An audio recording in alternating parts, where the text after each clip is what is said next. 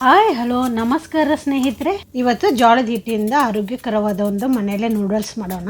ಮೊದಲಿಗೆ 1 ಕಪ್ ಜೋಳದ ಹಿಟ್ಟು ತೆಗೆದುಕೊಂಡಿದ್ದೇನೆ, ಅರ್ಧ ಕಪ್ಪು ಮೈದಾ ಹಿಟ್ಟು ತೆಗೆದುಕೊಂಡಿದ್ದೇನೆ, 1 ಕಪ್ಪಿನಷ್ಟು ಅಕ್ಕಿ ಹಿಟ್ಟು ತೆಗೆದುಕೊಂಡಿದ್ದೇನೆ, ರುಚಿಗೆ ತಕ್ಕಷ್ಟು ಉಪ್ಪು. ಇದಕ್ಕೆ ಇವಾಗ 2 ಚಮಚದಷ್ಟು ಎಣ್ಣೆ ಹಾಕೊಳ್ತಿದ್ದೇನೆ. ಇದನ್ನ ಇವಾಗ ಚೆನ್ನಾಗಿ ಒಂದ್ಸತ ಕಲ್ಸ್ಕೊಳ್ಬೇಕು. ಇವಾಗ ಉಗುರು ಬೆಚ್ಚ ನೀರು ಹಾಕೊಂಡು ಚೆನ್ನಾಗಿ ಕಲ್ಸ್ಕೊಳ್ತಾ ಇದ್ದೇನೆ. ಇವಾಗ ಇದನ್ನ ಜೋಳದ ಹಿಟ್ಟಿನ ಅದಕ್ಕೆ ಕಲ್ಸ್ಕೊಂಡು 5 ನಿಮಿಷ ನೆನೆಗೆ ಬಿಡಬೇಕು.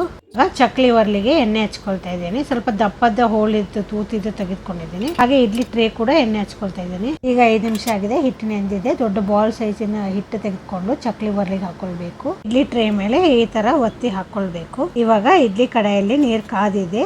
ಈಗ ಇಡ್ಲಿ ಟ್ರೇಗಳನ್ನಿಟ್ಟು ಮಧ್ಯಮ ಉರಿಯಲ್ಲಿ 5 ನಿಮಿಷ ಬೇಯಿಸ್ಕೊಳ್ಬೇಕು. ಹಿಟ್ಟು ಬೆಂದಿದ್ರೆ ಈ ತರ ಗಟ್ಟಿಯಾಗಿರುತ್ತೆ, ಮತ್ತೆ ಕೈಗೆ ಕೂಡ ಹಿಟ್ಟು ಅಂಟುದಿಲ್ಲ.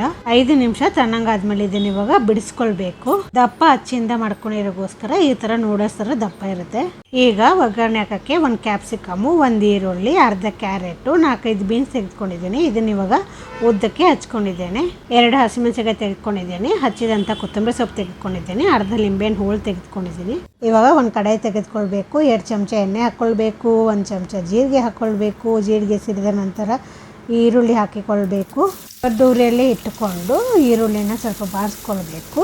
ತದನಂತರ ಇದಕ್ಕೆ ಈ ಹಸಿಮೆಣಸಿನಕಾಯಿ ಹಾಕ್ಕೊಳ್ಬೇಕು. ಹಾಕಿ ಹಚ್ಚಿಟ್ಟಂಥ ತರಕಾರಿಗಳನ್ನು ಹಾಕ್ಕೊಳ್ಬೇಕು. ಸ್ವಲ್ಪ ಇದನ್ನು ಬಾರಿಸ್ಕೊಳ್ಬೇಕು. ತದನಂತರ ಇದಕ್ಕೆ ರುಚಿಗೆ ತಕ್ಕಷ್ಟು ಉಪ್ಪು ಹಾಕ್ಕೊಳ್ಬೇಕು. ತರಕಾರಿ ಅರ್ಧ ಬೇಯೋವರೆಗೂ ಇದನ್ನು ಬಾರಿಸ್ಕೊಳ್ಳಿ. ತದನಂತರ ವಾಂಗಿಬಾತ್ ಪುಡಿ ಹಾಕ್ತಾ ಇದ್ದೀನಿ. ನಾನು ಹತ್ರ ಯಾವ ಮಸಾಲೆ ಇದೆ ಅದನ್ನು ಹಾಕ್ಕೊಂಡು ಸ್ವಲ್ಪ ಇದನ್ನು ಬಾರಿಸ್ಕೊಳ್ಳಿ. ಇವಾಗ ನೂಡಲ್ಸ್ ಹಾಕ್ಕೊಂಡು ಚೆನ್ನಾಗಿ ಇದನ್ನ ಮಿಕ್ಸ್ ಮಾಡ್ಕೊಳ್ಬೇಕು. 2 ಸೌಂಡ್ ತಗೊಂಡು ಮಿಕ್ಸ್ ಮಾಡ್ಕೊಳ್ಳಿ. ತುಂಬಾ ಈಸಿಯಾಗಿ ಚೆನ್ನಾಗಿ ಮಿಕ್ಸ್ ಆಗುತ್ತೆ. ಇವಾಗ ಒಲೆ ಆಫ್ ಮಾಡ್ಕೊಂಡು ಕೊತ್ತಂಬರಿ ಸೊಪ್ಪು ಮತ್ತೆ ಲಿಂಬೆಹಣ್ಣು ರಸ ಹಾಕ್ಕೊಳ್ತಿದ್ದೀನಿ. ಈ ತರ ಮಕ್ಕಳಿಗೂ ಮಾಡಿಕೊಡಿ, ತುಂಬಾ ರುಚಿಯಾಗಿರುತ್ತೆ. ನೀವು ಕೂಡ ಒಂದ್ಸತ ಇದನ್ನ ಮಾಡ್ಕೊಂಡು ತಿನ್ನಿ. ಹೇಗಿದೆ ಅಂತ ತಿಳಿಸಿ. ಓಕೆ, ಬಾಯ್.